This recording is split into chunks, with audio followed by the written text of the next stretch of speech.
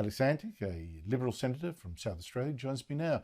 Thank you so much for your time, Senator. This bill would have stopped even aged care homes from telling staff to get vaccinated or lose their jobs. Why did you vote for it?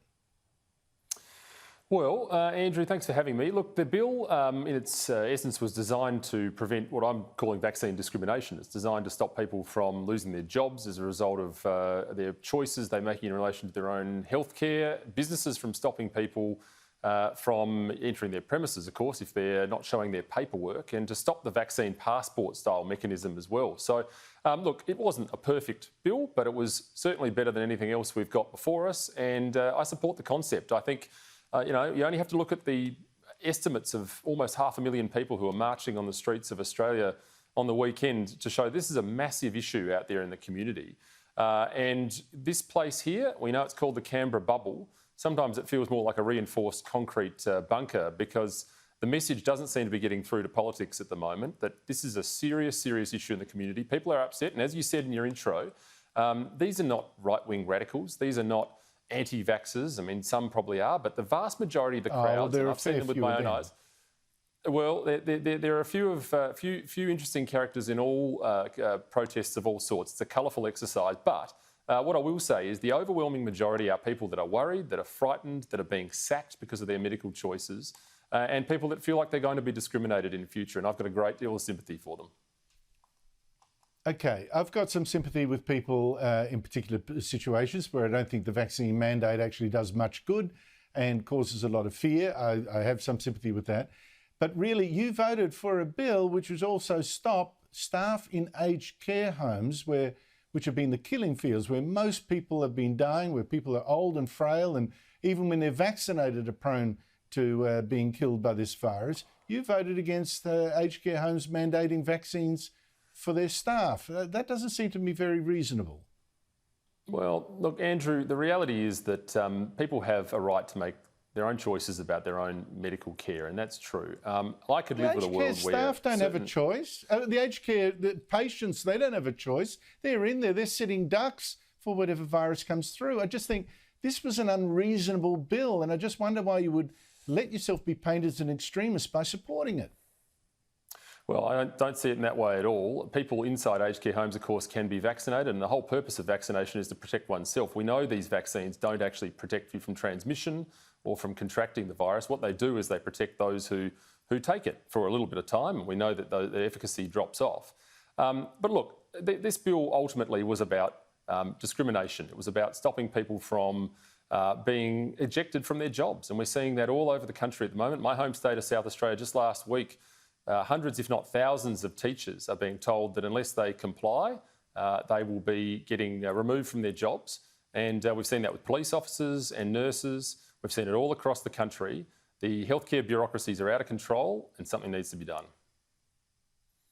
Look, I've got some sympathy again with some of those cases you just mentioned, but I just think everyone's taking extreme positions here. We've got to find a middle ground. And I just think a bill that would have stopped protecting people in aged care homes is a bit nuts.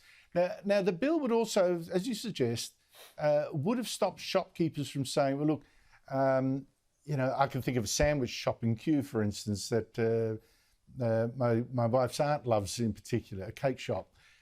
A shopkeeper could say, look, my customers are very elderly, and for their comfort and for their safety and for the safety of my staff, I'm saying we're not open to customers who are not vaccinated. Why remove that choice from them? Well, I guess it depends on what sort of society we want to live in, Andrew.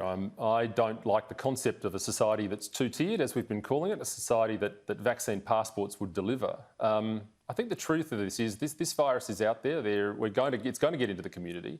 And for people to be segregated from society based on decisions they're making about their own medical care is just simply not right. It may well be that we come down the track later on and we find other ways of dealing with it. But right at the moment, there are a lot of people that are concerned about what happens to them if they refuse the treatment. Many are getting sacked. And I don't think we've found a middle ground for that yet. And I would like to have seen the government here adopt its own version of that bill in order to perhaps tidy up some of those rough edges that you've described there. Because the way it's going at the moment, we are entering a two-tier society, and it may well be that the unvaccinated are the minority. But we've got to think of everyone, and we've got to think of people. I got that, but for every one person you say and you're right, it's saying you're frightened of the vaccines, and I think we should talk and we reach out and all that, and in some where we can allow exemptions. I agree with all that. But for every one of them, there'd be like 10 who are terrified of the virus. So, I mean, there's a balance here to be struck. Now, you said you would not vote for government legislation if there was no ban on vaccine mandates. Well, there is no ban. There's not going to be one. What are you going to do now? Well, what I've said is that I'm withholding my vote on legislation until such time as there are greater protections for people from discrimination, from their medical choices, and I stand by that.